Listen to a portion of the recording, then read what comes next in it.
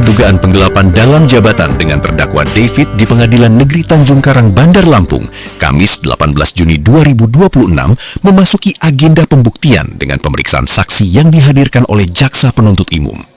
Usai persidangan, tim kuasa hukum David dari Sultan Perwira Law Firm, yakni Masyuri Abdullah SHMH, Harun Al-Rashid SH, dan Angga Satria SHMH menyampaikan penilaiannya terhadap keterangan para saksi yang dihadirkan JPU. Masyuri Abdullah menilai sebagian besar keterangan yang disampaikan para saksi lebih banyak didasarkan pada asumsi dan informasi yang bersifat tidak langsung. Kami menilai bahwa penjelasan dari para saksi yang diajukan oleh JPU semuanya berdasarkan asumsi dan katanya, ujar Masyuri kepada awak media. Menurutnya, dalam proses pembuktian perkara pidana, setiap keterangan seharusnya didukung dengan data dan fakta yang dapat dipertanggungjawabkan. Sementara itu, Harun Al-Rashid menjelaskan bahwa perkara yang menjerat kliennya berawal dari hubungan bisnis antara toko obat sehat bersama dengan PT Maju Bersama Farmasi yang telah berlangsung sejak tahun 2020 hingga 2025 melalui mekanisme pembelian obat secara kredit berdasarkan kesepakatan lisan. Selama hampir 5 tahun kerjasama tersebut, nilai transaksi yang terjadi mencapai sekitar 120 miliar rupiah dan seluruh kewajiban pembayaran sebelumnya berjalan lancar tanpa kendala. Hubungan hukum antara klien kami dengan PT Maju Bersama Farmasi adalah hubungan jual-beli atau perdagangan yang masuk dalam ranah hukum perdata. Faktur yang diterbitkan merupakan invoice pembelian dengan sistem kredit, sehingga apabila terjadi perselisihan mengenai pembayaran, penyelesaiannya seharusnya melalui mekanisme perdata. Harun menerangkan bahwa persoalan baru muncul pada pembayaran periode Maret hingga April 2025. Menurut pihaknya, kondisi tersebut dipicu oleh dugaan ketidakterbukaan dalam proses pendebetan rekening jaminan, adanya transaksi yang disebut tidak masuk ke rekening perusahaan, serta persoalan fee penjualan yang diklaim belum pernah diberikan kepada David sesuai kesepakatan. Dalam persidangan tersebut, JPU dijadwalkan menghadirkan 8 orang saksi, namun hingga sidang berakhir, baru 5 saksi yang sempat memberikan keterangan.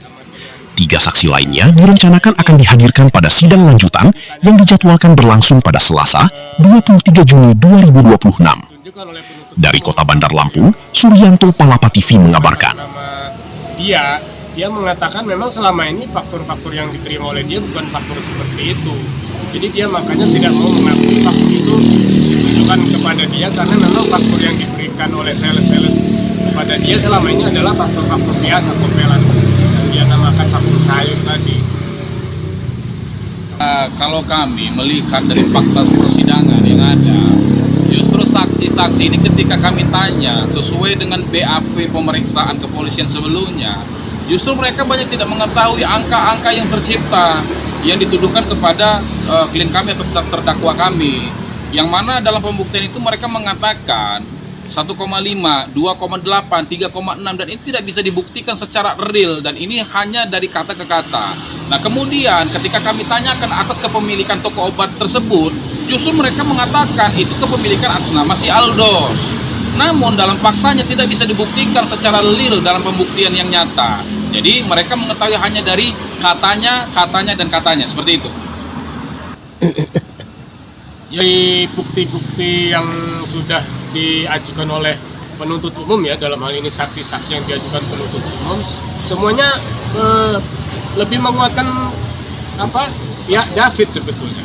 Artinya tidak ada satupun saksi yang mengatakan bahwa betul sudah ada semacam audit resmi atau audit khusus yang menyatakan kerugian perusahaan itu senilai berapa, terjadi kapan, dan itu dilakukan oleh saudara David. Karena saksi-saksi juga mengakui kalau ternyata ada pembayaran-pembayaran yang dilakukan oleh David melalui rekening atas nama David, dan pembayaran-pembayaran tersebut juga didebit langsung oleh Aldos ke rekening pribadi Aldos.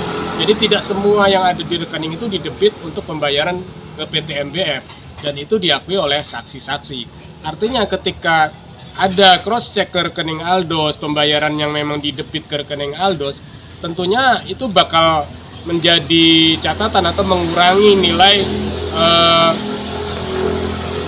faktur yang belum terbayar, yang tadi disampaikan ada 1,5, ada yang 2,8 dan terakhir 3,6.